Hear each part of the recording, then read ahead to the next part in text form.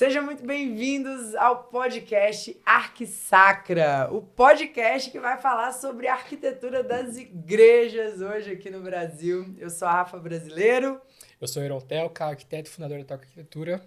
E eu sou Rafael Santos, coordenador de projetos do Bora Arquitetura. É isso aí. E juntos nós estamos aqui para inaugurar esse episódio, esse podcast, para falar sobre esse assunto tão importante, né, da nossa profissão, da nossa fé. E para a gente começar com chave de ouro, a gente vai começar aqui com uma oração. Vamos pedir aqui a presença do Espírito Santo para nos iluminar, para que a gente possa trazer clareza, trazer luz para esse tema que é tão importante. Em nome do Pai, do Filho, do Espírito Santo. Amém. Amém. Vinde, Espírito Santo, enchei os corações dos vossos fiéis e acendei neles o fogo do vosso amor. Enviai o vosso Espírito, e tudo será criado, e renovareis a face da terra. Oremos, ó Deus, que instruíste os corações dos vossos fiéis, com a luz do Espírito Santo, fazei que apreciemos retamente todas as coisas, segundo o mesmo Espírito, e gozemos sempre da sua consolação, por Cristo Senhor nosso. Amém. Em nome do Pai, do Filho e do Espírito Santo. Amém. Então vamos começar falando um pouquinho desse, tema, as igrejas que estão cada vez mais feias, mais parecendo galpões, né? E a gente tem muito assunto para falar, porque isso mexe diretamente com a nossa fé, com a nossa transcendência, com o nosso olhar para o alto. Eu não sou especialista em arquitetura sacra, mas convidei duas pessoas aqui para a gente fazer esse projeto juntos, que busca trazer clareza, né? O Heron já tem um trabalho de muitos anos aí nessa Pelo parte. menos 7 anos, né? 7 anos. Fala um pouquinho, Heron, sobre por que você começou a trabalhar com arquitetura de igrejas. A gente, quando tá na arquitetura, lá na faculdade, a gente geralmente recebe aquele convite pelo padre que a gente conhece, né? Mas, meu filho, você não tá fazendo nada aí, faz um projetinho pra mim na minha capela, não sei o quê. Lá vai o Heron, né? Com toda boa vontade. E assim, estudante de arquitetura, no seu 8º período, assim, aquele modernismo na veia 200 por hora, né? E aí, beleza, fui começar a resolver esses problemas. Até LED, né? Nossa Senhora! E aí, fiz lá a capelinha pro padre, né? Linda, maravilhosa, na minha perspectiva. Na né? visão moderna. E aí, apresentei pro padre, Rafael, aí ele falou assim, obrigado, né? Assim, mas não tá muito bom, não. Veja aqui, a gente pode fazer tal e tal. Eu disse assim, mas padre... Como né? assim? Eu sou Como arquiteto? assim? Eu sou arquiteto, tá perfeito, né? Olha aqui as linhas retas, né? Olha que coisa mais bonita, assim, nesse sentido, esses acabamentos, assim, né? Todos lineares, né? Não tem nada de adorno. Tá lindo, padre. Ele, Heron, vamos conversar um pouquinho mais, né? E aquilo já começou a ativar nisso, né?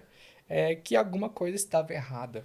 Legal. Você deu uma sorte, então, né? Exatamente. Nossa, um graças a padre Deus. que estava com esse olhar. Né? Mas interessante é que não foi naquele momento que Mudou. tudo começou. Foi só o primeiro, tipo, a primeira cutucada. Aham. Aí depois você volta pra sala de aula, né? Continua tomando ali cacetada modernista e você vê que, acho que é o padre que tá com problema. Exatamente. Né? Foi mais ou menos por aí que eu comecei a entrar nesse universo de arquitetura sacra. Legal. Que legal. O Rafa, eu vou fazer uma pequena introdução antes Fica para à vontade. contar um pouquinho da nossa, né, como que os nossos caminhos se cruzaram.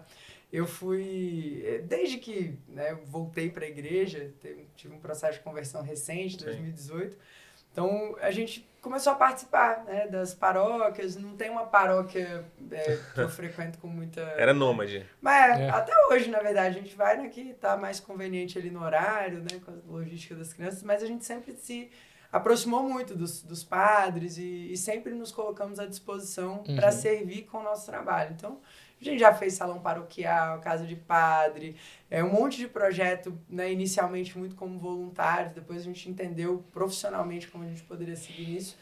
E quando veio um desafio, que era transformar uma paróquia que a gente frequenta em santuário, eu já coloquei nas redes sociais, a gente já estava com o Bora na Obra, né, que para quem não me conhece, eu sou uma das fundadoras junto com meu marido e sócio do Bora na Obra, que é hoje a maior escola de treinamentos para arquitetos e engenheiros. A gente se conheceu lá, inclusive, né? Nosso aluno muito também. bom, muito bom. E eu botei na internet assim, falei, gente, eu preciso de ajuda, é um projeto de uma magnitude muito grande, eu não me sinto capaz, Preparado, né? Se não tá ainda... E a gente precisa de braço também, porque é um projeto muito grande, o escritório estava com muitos clientes na época, a gente faz muita arquitetura residencial. Sim. E coloquei no Instagram, falei, preciso de ajuda. E aí o Rafa aparece, me manda um direct, eu já vi que eu já conversava com ele, já tinha um tempo.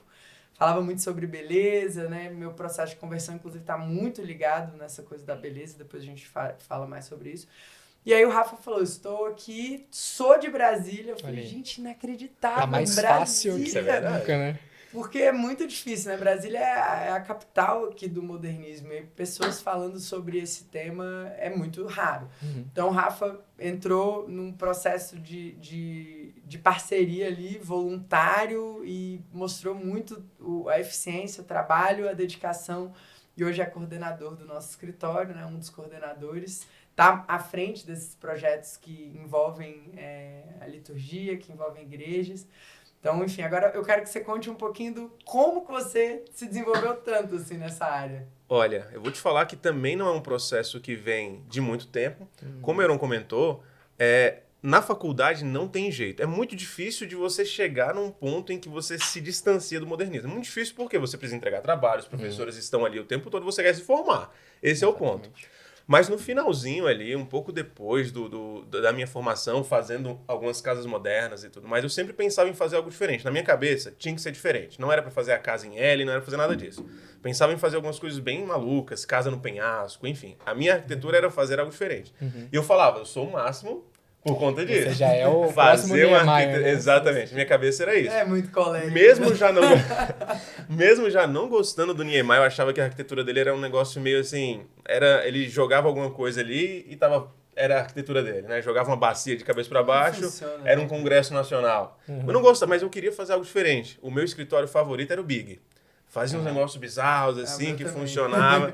E eu ia fazendo. Eu tinha de cor todos os projetos. Exatamente. Eu amava Zaha Hadid. Eu atualizava lá o tempo todo. Zaha eu gostava muito. Ficava atualizando lá pra ver no site deles se tinha uma obra nova que me servia de inspiração.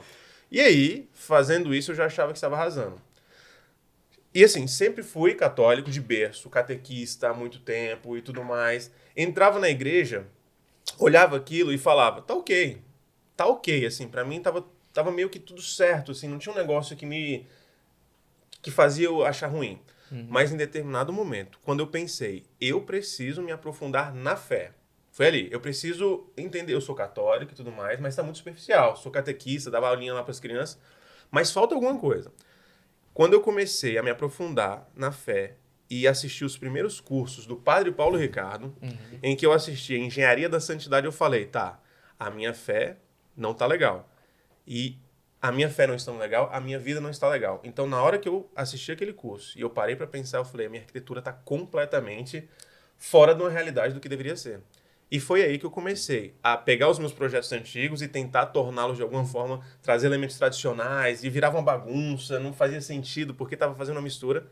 Aí eu falei, não, vamos ordenar. Aí começou os estudos, a me aprofundar, e chegou um determinado momento em que um projeto de reforma de igreja me fez aproximar, assim, abrir os caminhos para encontrar com a Rafa, mandar, começar a conversar, olha, eu estou fazendo isso, olha que legal, não sei o quê. E aí a gente, assim, estando em Brasília, fazendo projetos daquilo que ela estava buscando no momento e trabalhando até, coincidentemente, com o mesmo software, que isso para mim também foi incrível. Foi uma porta porque de entrada, assim, né, ninguém Rafa? usa esse software para fazer arquitetura, né? Ainda Assim, mais tradicional. com detalhes. Exatamente. Né? Todo mundo fala que ele é meio durão, não sei o quê. E a gente consegue trabalhar nele de certa forma. Você isso também usa Revit? usa. Tá louco. Exatamente. No talo. Isso foi muito bom. Então foi isso. O caminho convergiu a partir do momento que eu precisei entender verdadeiramente o que era fé. Não aquela coisa superficial. Né? E isso fez. Muito bom. Realmente. Então, para vocês conhecerem um pouquinho, né, de cada um de nós, acho que eu vou aprender junto com vocês. Não tenho o tempo de estrada, de estudo que esses dois têm, né? Eu acabo atendendo mais clientes residenciais, mas sou extremamente entusiasta, busco, né, dentro das minhas limitações, aprender sobre a liturgia. Eu lembro que no projeto do santuário que a gente estava desenvolvendo, o Rafa falava, não, tem que ter isso aqui, tem que ter isso aqui. Eu falava, beleza, então tem que ter, né? Porque, assim, de fato, eu nunca fui coroinha, nunca fui professora de catequese, me considero ainda em processo de ser catequizado, então tenho estudado muito. Isso é um processo eterno. Até o momento em que a gente... E especialmente, assim, quando a gente fala de liturgia católica, a gente tem vários ritos, vários universos, assim, tipo, a estrutura de uma capela pequena é diferente de um grande santuário, que é diferente de uma grande basílica, é diferente de uma grande catedral, cada um tem o seu universo. Pois é, e aí é uma jornada de aprendizado sempre, Exato. né? Então a gente recentemente estava desenvolvendo uma capelinha, então já é outra atmosfera, também outras limitações. Ele vai falar um pouquinho sobre essas limitações humanas, né, ao longo desses nossos episódios, mas eu queria começar perguntando pro Heron, fala um pouquinho, Heron, para a galera que está entrando aqui nesse universo, né? O que é a arquitetura sacra e por que a gente deve se preocupar com ela? Se eu fosse falar para um estagiário meu, digamos assim, acabou de chegar no escritório e falou assim, olha, meu filho, o que você vai fazer aqui? Bom, a arquitetura sacra, meu caro, vai ser aquilo que a gente vai fazer para nosso Senhor Jesus Cristo através da organização do espaço. Essa é a primeira noção de tudo, assim, que há um espaço e esse espaço ele está ordenado para alguma coisa.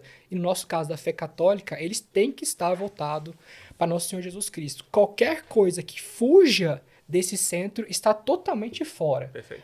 Mas é só dedicado a Nossa Senhora, é só dedicado a São José. Não, tudo converge no nosso Senhor Jesus Cristo. Fugiu disso por ideologia, fugiu disso por uma perspectiva política, fugiu disso por uma perspectiva, às vezes, até corrompida, cultural corrompida. Tudo isso não serve mais para a arquitetura sacra. Dizemos assim, firme e forte, digamos nesse sentido. Assim. Então, a arquitetura sacra é organizar o espaço litúrgico para aquilo que ele tem que funcionar, ou seja, elevar os nossos olhos para o nosso Senhor Jesus Cristo através dos sacramentos. Nosso Senhor é permanência, então ele é sacrário, né, especialmente no nosso rito romano, e ele é sacrifício no altar. Perfeito. Então toda a arquitetura nossa arquitetura sacra precisa estar voltada para isso. Qualquer coisa que fuja disso, como eu falei, não é arquitetura sacra e está ali só para engamelar, digamos assim, dizer que é, mas não é. Essa é a verdade que tem que ser bem clara assim, né? Legal. Fugiu disso é perigo, digamos assim. Fique alerta. E aí vamos trazendo, né, para o nosso dia a dia. Hoje em dia é muito comum igrejas que você entra e você não vê o sacrário. Né? A gente procura ali o sacrário, né? Na minha visão, é a coisa mais importante, é o centro de tudo, e a gente às vezes não encontra, às vezes está numa capela lateral, né? Enfim, às vezes você realmente não consegue perceber. Por que vocês acham que isso acontece e é errado mesmo, assim, na minha percepção, tá correta? Só um ponto, para quem está ouvindo e vendo, o sacrário é onde está Jesus, vivo em corpo, alma e divindade, perfeito, certo? Então é o local onde está o foco. Então, este nome para vocês, fiquem na cabeça, é o lugar onde está Jesus. É bom sempre a gente fazer essas traduções. Porque muitas vezes a gente não está acostumado com esses nomes, né? A gente vai falar um pouco mais, as pessoas confundem altar, presbitério, enfim. O sacrário é onde está Jesus Cristo. Então, quando a Rafa coloca, eu não vejo o sacrário, ela está literalmente dizendo, eu não vejo Jesus. E aí só para deixar mais claro ainda, é aquela caixinha que geralmente é dourada, que geralmente fica fixada dentro da parede, tem chave, exatamente, e é onde o sacerdote... E aí um passo ainda antes de entrar nesse problema, né? Tem que relembrar quem que é Jesus. Exato. Né? Se você não vê nosso Senhor Jesus Cristo como Salvador da tua vida, aí de fato você pode colocar essa caixinha, né? Em qualquer lugar. Em qualquer lugar. Pode até tirar da igreja se você quiser. Você pode até colocar até fora da igreja, né? Então, assim, essa é a primeira consciência. Quem que está ali dentro, por que está ali dentro e o que significa ele estar ali dentro.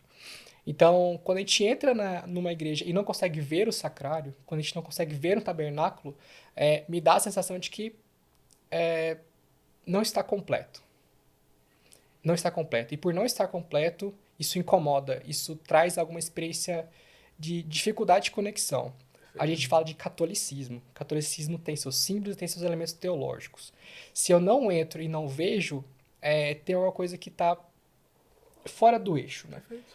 Isso, se a gente fosse trazer no seu aspecto mais histórico, né, dentro do concílio, dentro de toda a história da igreja, né, a gente vai ver que é uma situação pós-conciliar. A gente está falando aqui de decisões do Concílio Vaticano II, especialmente aquilo que vai se referir a Sacrosanto Concílio. Exato. E esse livro aqui, né, depois a gente vai mostrar um pouquinho desses livros, né, o Instrução Geral do Missal Romano, ele vai falar sobre essas exposições do espaço litúrgico e onde que esse sacrário tem que estar ou não tem que estar.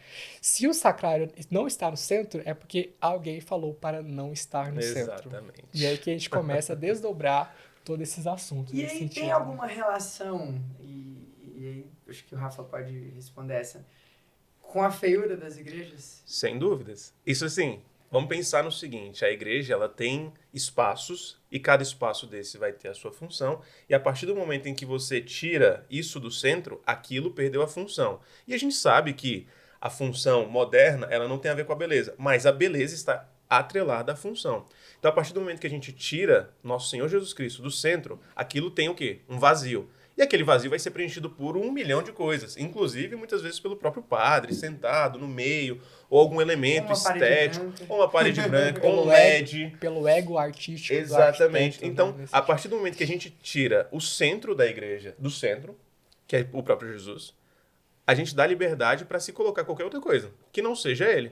A gente colocou Jesus para o canto. E qual é a essência do nosso Deus? É a bondade, a verdade e a beleza. Isso. O que é o mais belo que nós temos? O próprio Deus. Isso. Se nós tiramos esse centro, que é a beleza, da onde ele deveria estar, qualquer coisa vai ser colocada ali. E hoje, infelizmente, o qualquer coisa que envolva arte, que envolva qualquer... Assim, principalmente a arte, qualquer coisa que é colocada ali é colocada de uma maneira feia. Feia, literalmente, feia. É horroroso, né? Então, a gente comenta que vai colocar o quê? Um LED? Vai colocar um desenho... MDF, né? O pessoal tem usado... Isso, um material menos nobre. Colocar um ripado ali, que a gente já viu isso acontecer em muitos lugares. Então, se tiramos o centro da beleza de onde ele deve estar, vai ser colocado algo num lugar que não vai suprir essa necessidade. Importante conhecer também, assim, que ele é o rei. Né? Sim. O rei está no centro, né? Exatamente. Então as pessoas caminham... Você não entra num castelo, sei lá, na sala principal e não é o trono que está lá com o rei. Não vai colocar lá o bobo da corte. Perfeito. É o rei que está lá. Exatamente. Né? E se a gente tira o rei do castelo, parece que é alguma coisa... Não, você tirou toda a essência daquilo. Aquela fortaleza não serve mais para nada. A fortaleza é para proteger quem? O rei. Se você tira o rei dali, você está protegendo nada. Você tirou a essência daquele reinado. Né? Exatamente. Não faz mais sentido. E a gente perde essa... Um pouquinho mais a gente perde essa conexão do tabernáculo, especialmente quando a gente solta o mobiliário em duas partes, né? Aí estão os grandes problemas que se fala sobre toda essa parte dos documentos que vem depois do concílio, né? Então, separar essa noção de permanência e de sacrifício está sendo algo problemático até os dias de hoje. Tem que dar um negócio aqui. Calma. Porque às vezes as pessoas estão vendo, né? Nosso Senhor sendo sacrificado, ou seja, uma Santa Missa. Perfeito. Né?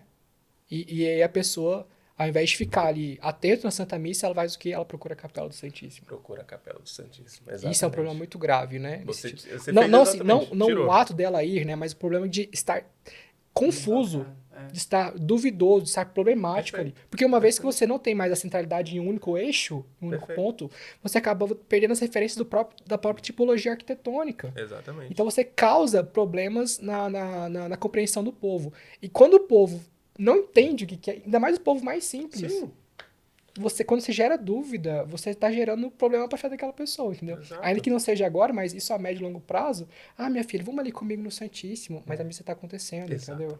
Não. E é muito louco, né? Que quem é o pai da confusão, né? Vocês já botaram a palavra confusão no iPhone? Vocês já viram qual é o emoji que aparece? Que aparece? Faz o teste. É verdade? Meu Deus. Escreve confusão e vê qual é o emoji. Você tá falando sério? Pode fazer o teste agora. É possível, eu nunca parei pra pensar. Vai no WhatsApp e escreve confusão. Olha qual é o emoji que aparece. Se for verdade, eu vou ficar muito...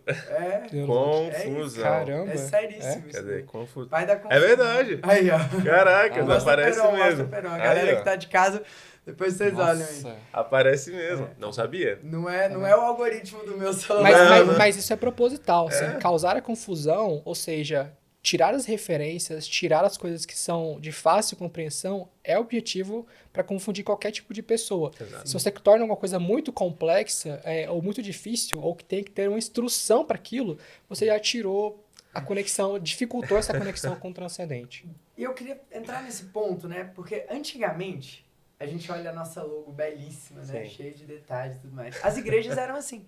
As igrejas, você entrava numa igreja, você tinha clareza de que aquilo era uma igreja. Às vezes não precisava nem entrar. Você olhava de fora, você sabia, aquilo é uma igreja, né? Você passa, a gente tem costume como católico de ver uma igreja e né, fazer ali um sinal da cruz e fazer eu pelo menos converso e falo, nossa, meu Senhor, eu gostaria de estar aí com o Senhor, mas não posso uma ejaculatória, né? Então a gente tem esse costume de olhar uma igreja, ver que aquilo é uma igreja e ter uma clareza do símbolo da igreja, né? Perfeito. E hoje em dia, as igrejas, elas estão... às vezes parece uma loja de departamento, né? Quando bom, né? Quando você fala que tá bom, tá parecendo. Quando tá pior ainda, você não consegue... Eu nem quero muito entrar no mérito das igrejas que são muito pobres, que às vezes estão em situações precárias. Sei lá, eu frequento uma paróquia que hoje funciona numa tenda, mas que tem uma perspectiva, né, de construção e tudo mais. Então, eu acho que não é sobre a simplicidade, a falta dos recursos. Eu quero falar mesmo sobre as igrejas que são construídas e que são construídas como qualquer coisa, que são caixas de sapato retas, né, galpões ali, muitas vezes tem uma cruz minimalista no altar, né, as pessoas não querem mais olhar para Nosso Senhor crucificado. Para a dor. É um problema de fé também, e aí a arquitetura ela pode ajudar nisso. Eu queria que a gente falasse um pouquinho agora, eu acho que esse episódio ele é muito crucial, assim, pra gente introduzir essa clareza das igrejas estarem feias, das igrejas não serem igrejas na sua essência. Por que isso acontece? Eu vejo primeiro por dois caminhos, né? O primeiro é um caminho cultural, com toda essa revolução cultural marxista que aconteceu, e o segundo problema é que ele é financeiro de fato, assim, que ele passa por esse caminho. Mas como você falou, assim, não necessariamente ele precisa se encerrar ali, porque antigamente também não eram todas as igrejas que eram abastardas nesse sentido, não é? Se a gente olhar umas capelinhas no meio do nada, que estão lá, belíssimas capelas, na sua simplicidade, sim, né? Na sua simplicidade. Cabendo 10 pessoas. O primeiro problema que a gente vê nesse sentido, né, é a cultura de ruptura do modernismo. Né? Ela faz questão, lá no início do século XX, na década de 20, de principalmente romper com tudo aquilo que é uma estética tradicional. Então, quando isso vai acontecendo, se recusa, e é uma recusa proposital. Sim, é uma recusa proposital. Exatamente, mas sem querer, não tem nada sem querer. Não, mas chegamos aqui, foi uma continuidade. Não, coisa nenhuma. Foi proposital. Não, a partir de agora, não se constrói mais nenhuma igreja barroca, neoclássica, com uma perspectiva colonial. Não, agora vamos trazer uma nova perspectiva, porque toda a Europa estava adotando fortemente essas perspectivas, e quando isso quando isso chega ao Brasil, no sentido de a nova arquitetura moderna, todo esse ambiente mais modernistas, né, influenciado pela Bauhaus, enfim, várias outras coisas, isso chega já quase como uma imposição, porque isso chega pela parte cultural, né? Então, isso vai invadindo as faculdades, isso vai invadindo as escolas de arte, as escolas de belas artes também. Então, tudo isso vai corrompendo, né, essa perspectiva artística. E não foi só arquitetura, não. Tá? Isso partiu da música, literatura, a pintura, todas as plásticas, né? E a arquitetura, por conseguinte, e ela é mais dramática de todas, ao meu ver, porque é tipo assim, a casa do Nosso Senhor.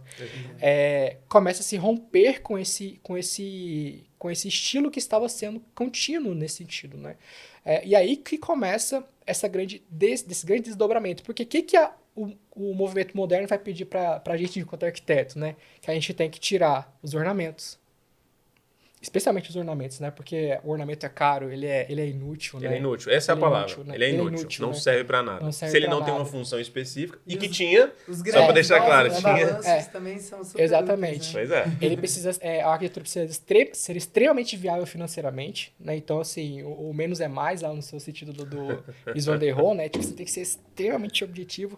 A gente tem, Mies van der Rohe também, essa questão da arquitetura universal. Então, o mesmo prédio, ele é praticamente iguais, né? A gente pega, por exemplo, os aeroportos, né? Você entra no aeroporto aqui em Brasília e vai para Congonhas ou para fora do país, é basicamente o mesmo granitão, né? A mesma fachada de vidro. Você isso vai vir para a Igreja Católica da mesma maneira, assim, sem nenhum escrúpulo mesmo. E outra coisa que é muito importante também é a função, né? Se buscou priorizar apenas a função daquilo que se celebra. Então, aí a coisa começou a ficar vazia de tal maneira que, por exemplo, né, a cruz, que é um dos principais elementos católicos, símbolos católicos, com o crucificado, acaba começando a ser reduzido. Perfeito. Então, a gente já não tem mais o crucificado, a gente tem só o vazio da cruz na fachada.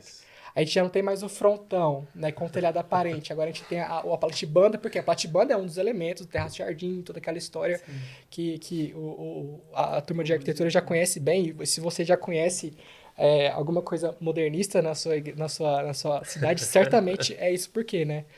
Platibanda, fachada em vidro, pilotis, janelas em fitas. Isso veio para a arquitetura com muita intensidade na arquitetura sacra. Então, hoje, se a gente vê as arquiteturas brasileiras desse jeito, é porque elas não conseguiram ficar perfeitamente como o modelo de Le Corbusier, mas tá tentando chegar lá. Tá tentando chegar Mas lá. é muito louco quando você fala, né, dessa coisa da busca da função. O modernismo, para mim, uma das coisas que mais fez cair as máscaras do modernismo, porque, de fato, a minha conversão tá literalmente conectada com essa busca, com esse estudo, muito para arquitetura residencial, que é o que a gente mais faz, mas, né, agora caminhando mais nessa parte da arquitetura sacra. Mas é entender que era um discurso de que tudo era pela função, mas a função em si não funcionava. Não. Então é muito incoerente, porque quando você Exatamente. pega, por exemplo, uma igreja que é um galpão, que você tem uma janela em fita, antigamente você tinha vitrais, e aqueles vitrais, eles filtravam, né, a luz, aquilo deixava realmente mais funcional. Perfeito. As paredes tinham tratamentos, arte, e aí a função daquela arte era a Comunicar a catequese, Deus, a né? comunicação. Catequizar. E aí já não tem mais isso, né? Você tem igrejas aqui em Brasília que a via sacra é totalmente abstrata. Não, você gente, entende, a via Você sacra... quer dar esse exemplo mesmo, Rafa? Você quer... Tem que dar, não tem como, gente. Nós somos 3 coléricos aqui falando. A gente vai falar muitas verdades. Cara, a via sacra é conectada com os monumentos de Brasília. Jesus crucificado na frente do Congresso. Do Congresso Nacional. É difícil prestar atenção na missa, sabe? Assim, eu peço perdão pra Deus, assim, enquanto eu tô lá, porque é difícil, assim, você... Quando você abre o seu olhar para isso, é óbvio que a gente não pode, né, se perder do foco principal. Então, isso é um cuidado que a gente precisa ter, não só como arquitetos, mas como católicos, Sim. de ir para uma missa e, naquele momento, ali, abstrair a feiura, Exatamente. né? É difícil. Exatamente. Tem uma série de problemas. Não, mas é isso mesmo. Desculpa.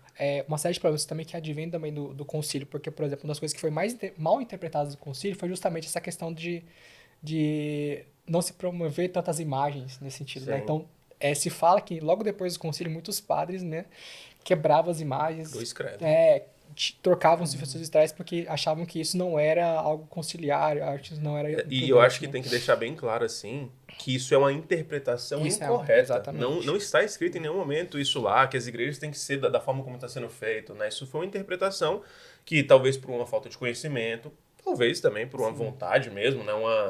Alguma coisa ruim ali que as pessoas queriam mudar também, de certa forma, e acabou seguindo por esse caminho. Eu queria deixar esse tema do concílio para um próximo episódio, porque eu acho que isso é uma coisa assim, eu tenho muitas perguntas para você. A gente vai até trazer um padre mesmo para falar sobre isso. Vamos deixar esse tema do concílio para depois. Volta nessa coisa da beleza. O que eu queria trazer, assim, que o Heron comentou, é porque a igreja, ela é a junção de muitas artes. Nós temos ali a arquitetura, que talvez seja aquilo que vai juntar tudo, né? Você está juntando tudo dentro de uma arquitetura. Eu sempre costumo falar que a gente vive na arquitetura em todos os aspectos. A gente mora, trabalha, tudo é arquitetura. Então a arquitetura, assim, verdadeiramente é importantíssima na nossa vida.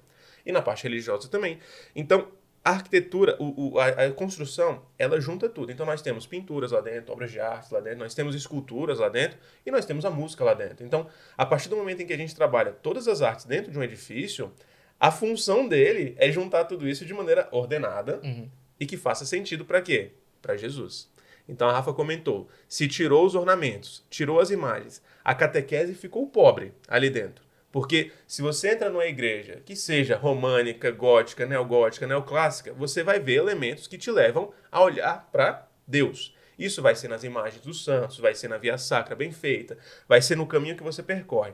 Quando se tira isso, você empobrece tudo aquilo e traz elementos que são dissonantes, como a gente comentou aqui do Jesus crucificado no Congresso Nacional, aquilo, ao invés de catequizar, vai causar incômodo, vai causar distração, vai causar até... Vai se tornar algo cômico, né? Você vai olhar para aquilo e você não vai nem pensar. Jesus sofreu, mas ele está na frente do Congresso. O que está sofrendo ali? Não te leva a ir para aquilo. É uma coisa porque sem sentido. Se nós estamos vivendo na missa a renovação do sacrifício de Cristo, que tem que ficar bem claro que a missa não é um show, a missa não é um palco, a missa não é nada... Em algum momento a gente vai se aprofundar nisso. A missa é a renovação do sacrifício de Cristo. Então tudo tem que nos levar para aquilo. Tudo em volta... Tudo, a luz, o som, as imagens, tudo tem que levar a gente para que, como se nós estivéssemos no Calvário, olhando para Jesus porque é, né? Exatamente, nos salvando naquele momento, então não pode ter ele crucificado no Congresso Nacional. Padre Pio, só um parênteses sobre isso, Padre Pio dizia que se as pessoas soubessem o que acontece nas missas, teriam que ter seguranças nas portas para conter as multidões. Exatamente, esse é um ponto. E a gente vê exatamente o oposto. Hoje está voltando, eu percebo esse retorno, eu não sei se vocês têm essa mesma visão, de alguma coisa que realmente as pessoas estão sentindo falta, porque por muito tempo perdemos isso. Mas por que nós perdemos isso? Exatamente por conta dessa falta.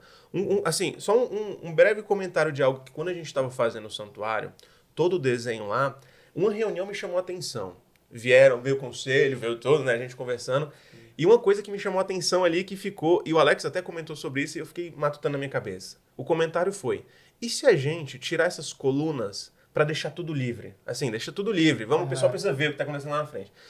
Aí o Alex comentou um negócio assim, ele falou, mas assim, essas colunas, de tudo, elas trazem solidez, traz a imponência, você tá vendo um lugar que tem peso, que é assim, que precisa estar ali. Se a gente tirar, as pessoas vão ver tudo livre? Vão, mas essa coluna não vai bloquear a visão das pessoas ali, não vai. O mistério é invisível. Isso. Exatamente. Se eu estivesse atrás de uma coluna, nosso Senhor continuaria sendo sacrificado no altar. Esse o ponto. Entendeu? Então as pessoas, elas querem puxar isso para si. É talvez um pouco de orgulho que tem ali, eu preciso participar da missa. Não, você pode assistir a missa. Você pode ver o padre, porque o que importa ali é o que está acontecendo, não é você está ali porque você precisa estar... Não, você precisa estar ali porque você precisa de Deus. Então você precisa estar naquele lugar. E não é uma coluna que vai te atrapalhar nisso. Aquela coluna, ela vai te fazer olhar para o alto. É um elemento que te faz verticalizar. Você está olhando para cima, se direciona.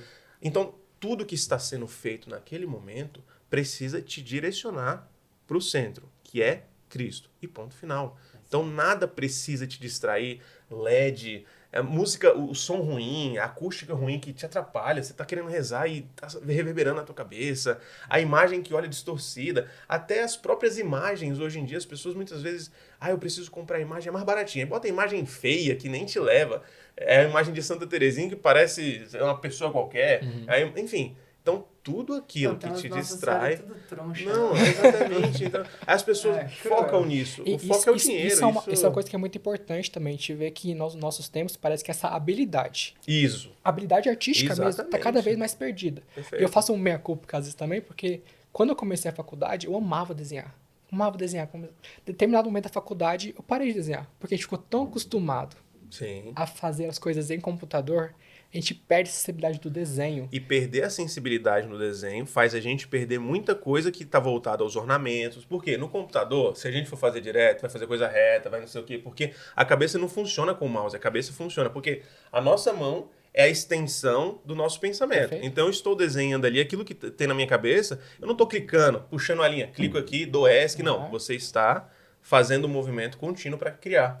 Isso se perdeu muito na arquitetura tradicional. Se hoje as pinturas são feias, se as esculturas são feias, se as arquiteturas são feias, é porque há uma falta de capacidade de se desenhar, de ser de fato um artista, no seu sentido de se deixar também ser instrumento nas mãos de nosso Senhor Jesus Cristo. Exatamente. E eu vejo assim que isso tá tão escancarado que a própria música é muito sinal disso. Assim, eu gosto de sempre fazer essa comparação com as outras artes, porque se a gente pega, cara, funk... com essas coisas bizarras. Mas eu não escuto. Mas assim, a gente tá tentando se isolar, você não precisa mas escutar. passa um carro do lado Exatamente. da igreja, tá tocando isso, entendeu? Então você vê que o nível cultural acaba impactando diretamente na percepção espiritual de todo o espaço. Então tudo o nível vai baixando. Não é só uma coisa, a arquitetura tá ruim, não. Tudo vai caindo, assim. Então a gente tem que aprender, de fato, a retomar esse aspecto cultural. Então, ou seja, entender o que é arquitetura sacra, entender o que é uma boa música, entender o que é uma boa literatura, uma boa pintura. E aí que entra nas nossas crianças, né? Quanto mais cedo, melhor. Eu falo muito isso lá no meu Instagram, né? Que a gente tem que ensinar as crianças a se maravilharem com a criação. Ensinar elas a treinarem o olhar, porque foi tirado isso da nossa geração. Foi tirado, sim, 100%. Eu tava ontem até num almoço e aí começou uma discussão de que, porque tudo é arte. Aí eu falei, Ah. eu não vou nem, né, não tinha ali um ambiente propício para isso, para discutir sobre isso, mas... Não ia gerar frutos. Aí eu tenho, como a gente estava falando antes, né, eu tenho pedido muito para Nossa Senhora do Silêncio, muitas vezes nessas horas. Silenciar o coração. Silenciar, me acalmar, porque não é fácil não. Mas a verdade é o seguinte, a coisa tá desvirtuada mesmo, né, a gente tem... coisas muito feias sendo referência, então as crianças precisam ser ensinadas. Eu que tenho filhos, busco isso. Hoje de manhã, antes de levar meus filhos para a escola, eu falei, olha, o IP da nossa casa é o IP mais lindo.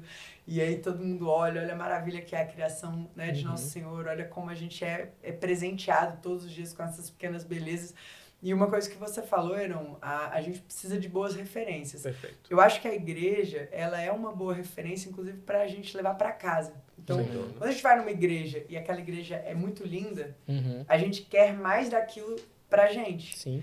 Quando a gente vai numa igreja e aquela igreja é feia, a gente se acostuma com a feiura. Exatamente. E a gente se acostuma com um ambiente feio, a gente se acostuma com a desordem, né? E aí, mudando de assunto um pouco, mas eu tô vendo esses livros aqui, eu queria que você falasse um pouquinho dessas fontes de pesquisa, de como você foi buscar isso, onde você encontrou, pra gente, enfim, né, dar uma visão ampla de estudo pro pessoal. Como que eu elevo, a pergunta seria, né, como que seria o melhor caminho, o caminho que talvez você trilhou, o Rafa pode complementar, Claro. Pra buscar esse conhecimento e chegar nesse lugar de entendimento. Eu vou dar o meu caminho. Às vezes não é o ideal para todo mundo. Não tem né? problema. É um caminho. Igual a É o vida caminho, dos Santos, é o né? caminho. Assim, Temos vários caminhos e... Pra mim, assim, funcionou muito... Primeiro, uma vida de oração. Não tem como fugir, porque se a gente está construindo a casa de Deus, eu preciso ter intimidade com o nosso Senhor Jesus Cristo. Eu não consigo projetar no genuflexório se eu não sei qual distância é o ideal desse altar, desse sacrário. O que vai ser desconfortável em relação a som. Se eu não rezo, eu não sei o que é isso. Eu não sei o que incomoda. O sol pega aqui, o barulho tá vindo demais, tá muito claro. Não, a iluminação tá confortável. O que é essa igreja? Então, assim, a experiência de oração, a experiência de fé, ela é fundamental. Então, assim, primeiro caminho, meu filho, seja um bom católico, né? Assim, ou seja, Santa Missa o máximo que você puder, leitura da palavra, viver os sacramentos o máximo que você puder, assim, de fato, vivenciar alguma espiritualidade que você adote na sua vida, obra dos Santos Anjos, seja dos Arautos, seja, enfim, qualquer coisa tradicional, enfim, qualquer um. Mas busque se aprofundar na fé. Entendendo, assim, que você tem uma intimidade com o Nosso Senhor. Não, beleza, agora acho que eu consigo dar passos, né? E aí a gente vai por um caminho que não é muito convencional. Que daí já são fontes de literatura. A primeira coisa que você começa a buscar depois de você ver as referências que estão erradas, né? Porque geralmente é isso aqui. A gente vai tentar ver coisas bonitas, né? Então... você visita igrejas, mas não adianta, às vezes, você visitar a igreja, você visita, por exemplo, aqui, né? Visita Chartres, você visita Sainte-Chapelle, você fica chocado com aquela beleza, mas... Como que eu posso aplicar isso? Como, assim? né? Como é que isso vem mais palpável para mim? Exatamente. E aí, geralmente, é onde eu começo a entender, primeiro, corrigindo os problemas. Certo. Eu acho que se eu já entro num universo onde está tudo corrompido, enfim, os diversos problemas que a gente tem marxista na nossa igreja, começa meio errado. Então eu gosto de primeiro entender o que é uma bela arquitetura. Então, assim, pegar a história das belas igrejas, das grandes igrejas, como é que elas foram construídas, qual que era o cenário daquela época. Porque daí você vê que Nosso Senhor estava no centro naquela época, né? Exatamente. E aí você vê que hoje a coisa está um pouquinho mais desvirtuada. Então você começa a entender a história das igrejas. Então é fundamental você ter estudos de caso. Ainda que você não consiga ir para a França, mas vá para Minas, vá para uma cidade histórica A gente às vezes se limita muito a Europa e tal. Mas quando a gente vem aqui para o Brasil, né, na história do Brasil, o Alex faz todos os anos a caminhada de peregrinação para Aparecida. Então ele anda 200 quilômetros e ele passa em cidadezinhas muito pequenas. E assim, todas as vezes ele fica impressionado com algumas igrejas que ele encontra no caminho. Extremamente piedosas, belas, em cidades que são currutelas, assim, que são povoados.